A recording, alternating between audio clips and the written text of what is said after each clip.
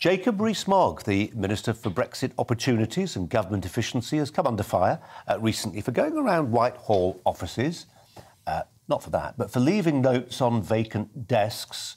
And the notes read, sorry you were out when I visited. I look forward to seeing you in the office very soon. Needless, or does he have a point? In an exclusive with GB News, Mr Rees-Mogg explained he was also trying to streamline what he described as, quote, bloated services like the agency which issues driving licences, the DVLA. There's certainly a place for working from home. It works in some instances. But I know that people are having difficulties getting government services, that getting driving licences from DVLA, there's a delay with some passports. We need people whose jobs are dependent on being in the office, back in the office. That the rest of the country is getting back to normal, and I'm encouraging the civil service to do the same.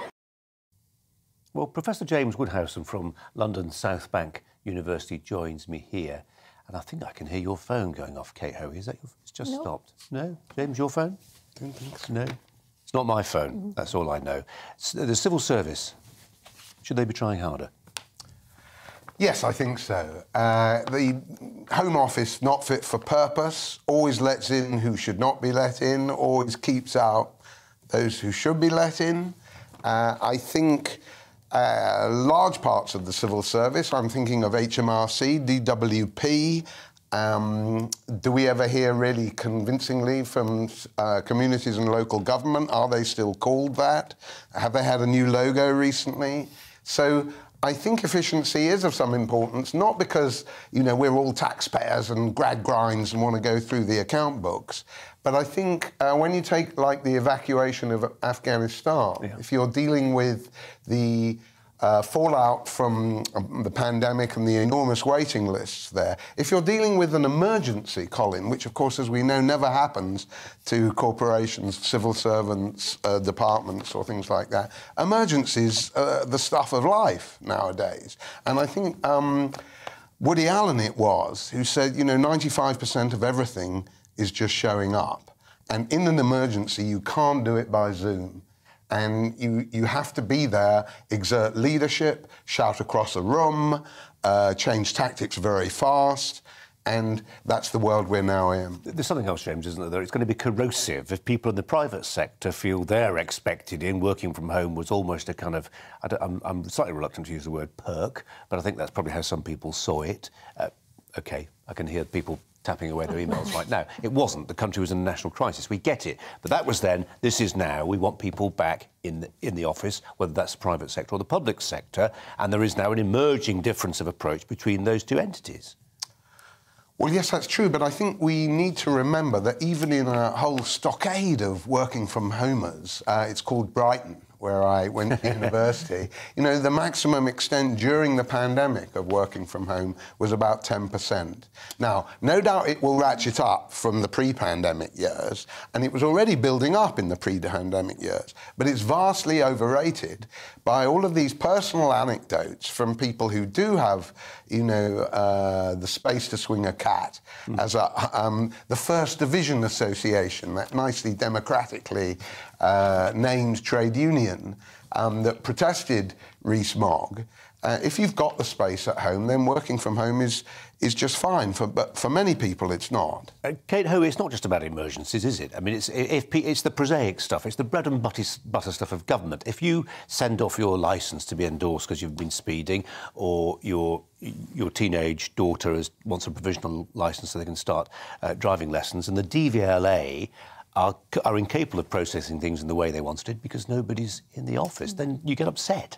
Yes, and of course, during the COVID, I mean, people did have to work from home. There was quite an element of that. But, I mean, I don't understand now why the permanent secretaries of these departments are not simply saying you must be back. Of course, most departments, sometimes people have a day when they work from home or they have particular flexibility. But, you know, it's not fair because the vast majority of people, if you work on you know, a Sainsbury's counter, you can't work from home. If you're working, you know, in a school, you can't work from home. And also, I always think, particularly in London and in any of the big cities, you know, the little cafes that were set up to deal with all these workforce who were going to be coming out for lunch or get their coffee in the morning, many of them have just not getting the trade. And I genuinely don't understand now why we're not getting back to a situation where people, on the whole, are at work, in work. And what we're seeing now, very importantly, is more and more they're using it as an excuse to make everyone do everything online. You can never get a person on the phone. Yeah. You know, you can spend hours trying to speak to a person at BT or at whatever organisation. That's even the private sector. Yes. So what's it like in the public sector? And that's not fair on elderly people or people who don't have social media. In terms of what's not fair, surely it's not fair, James, for people to claim a London waiting when they're living in Brighton. Well, you know, Brighton is a bit of a part of London, but I wouldn't go as far as to claim a London waiting. If I may, Colin, I think there's 3 other defects that we have to remember about working from home. In general, private sector and public sector. First of all, your utilities costs are going to rise, a not incidental matter, given the coming autumn. Second of all, you're more vulnerable to hacking there. We needn't go to the Russians for that.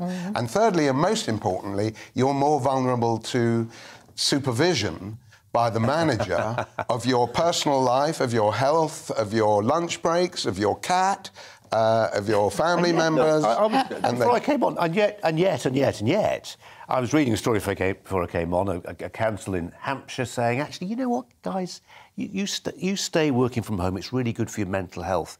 Well, sure it is. You know, I mean, we can make an argument for working being good for your mental health, bad for your mental health. But again, I come back to the fact that this determination has been made for people who are, you know, enjoying the largesse of your taxpayers' cash, mine and Kate's too. That's the distinction.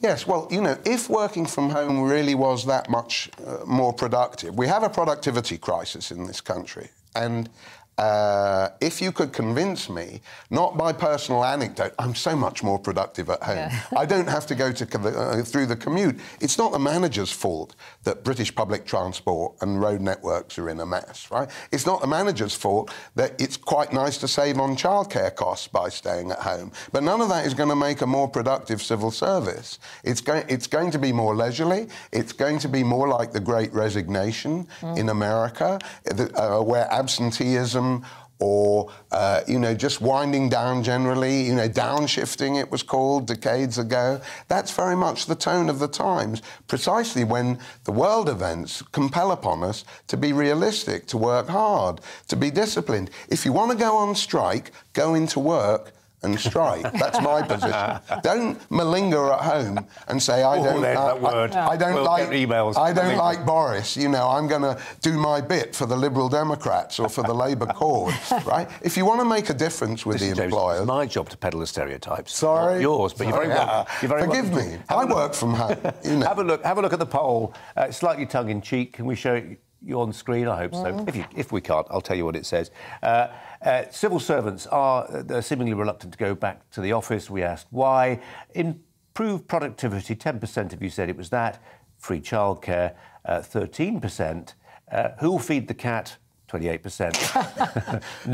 no commuting bills, 47.9%. James Woudhuysen, thanks so much for coming in. Appreciate it. Do so again. Thanks a lot.